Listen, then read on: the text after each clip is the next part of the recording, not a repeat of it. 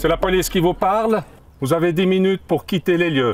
Les manifestants ciblent une partie de tennis, un clin d'œil à Roger Federer, ambassadeur de l'établissement. Elles comparaissent notamment pour s'être introduites illégalement avec d'autres personnes en mars dernier dans l'abattoir de Rolle et avoir emporté 18 cabris pour leur éviter la mort. En 2019, les actes de désobéissance civile en Suisse sont omniprésents dans les médias et dans les débats. Après une pause pandémique, ils reviennent sur le devant de la scène médiatique, notamment à l'occasion de nombreux procès d'actions passées. Un phénomène qui interroge notre démocratie et notre rapport à la fabrication du droit, et qui est très loin d'être neuf. Les militants sont d'ailleurs souvent eux-mêmes les premiers à revendiquer leur appartenance à une longue tradition.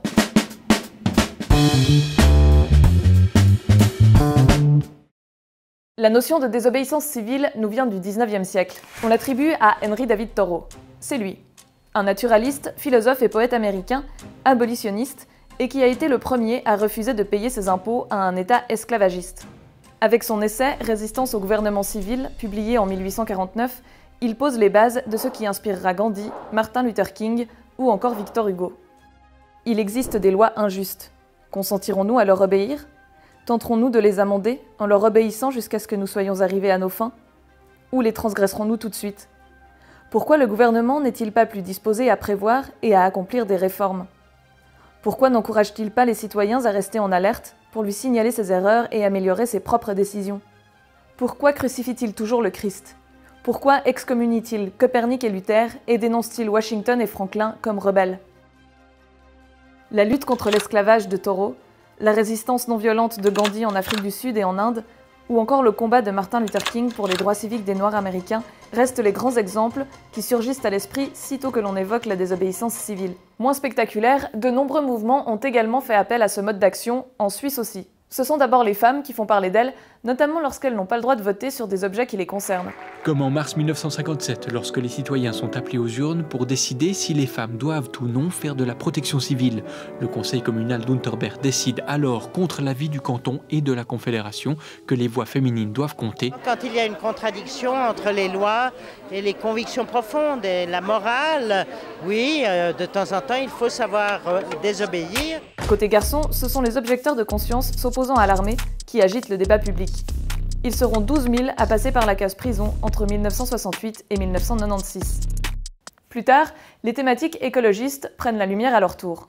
En 1975, la plus grosse action de désobéissance helvétique connue à ce jour défraie la chronique. Pendant 72 jours à Kaiseraugst, près de Bâle, un site où l'on travaillait aux fondations d'une centrale a été occupé.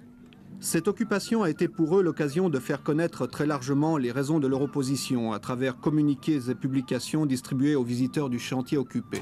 Greenpeace est aussi très active à la fin du XXe siècle et enchaîne les actions chocs comme le blocage de déchets toxiques en provenance de la centrale de Gösgen. Dans les années 90, la modification de la loi sur les étrangers, puis la guerre du Kosovo et l'immigration qui en découle sont au centre de l'attention. Les citoyens suisses doivent clairement manifester le fait qu'ils refusent cette loi, qu'ils cachent les personnes qui pourraient éventuellement être incarcérées dans le cadre de cette loi et qu'il s'agit de ne pas céder, disons, à l'application policière et administrative de cette loi. C'est clairement de la désobéissance civile. Une thématique qui revient en force dans les années 2010. Vous seriez prêt, vous aussi, à héberger une personne chez vous alors que cette personne est clandestine en Suisse? Oui, personnellement, je trouve que si des motifs le justifient, c'est quelque chose qui est défendable. Cette simple phrase a lancé un débat sans fin sur la question de la légalité, de la moralité et du rôle des élus.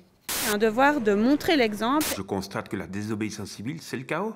Que reste-t-il d'autre que la désobéissance quand la loi sur l'asile est devenue ce qu'elle est? Personnellement, j'aime mieux me faire reprocher ce que j'ai fait que ce que je ne fais pas.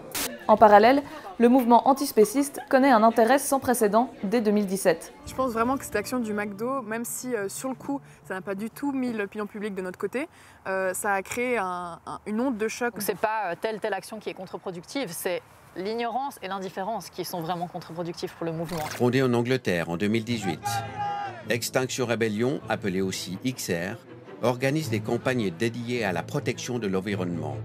Des actions directes, outrepassant les lois, avec comme slogan affiché « Quand l'espoir meurt, l'action commence ». You are not mature enough to tell it like it is. En 2018, Extinction Rebellion fait son apparition, suivie de peu par la grève du climat. Bonjour Lausanne. La plupart de ces actions ont débouché sur des procès qui se tiennent aujourd'hui. Une fois encore, la désobéissance fait donc les gros titres. Et pour cause. Pour la première fois en Suisse, des juges ont acquitté des militants. C'est une belle surprise pour les 12 activistes pour le climat. Ils sont tous acquittés. L'affaire du Crédit Suisse fait grand bruit, notamment dans les médias étrangers, et marque une étape importante dans l'histoire de la désobéissance civile, même si le tribunal cantonal, puis fédéral, finira par débouter les manifestants. 2 autres tribunaux ont acquitté des manifestants face à des banques, en seconde instance à Genève et de manière définitive à Bâle. Les causes sont donc assez diverses, mais se heurtent systématiquement à la même question. Sont-elles au-dessus des lois ?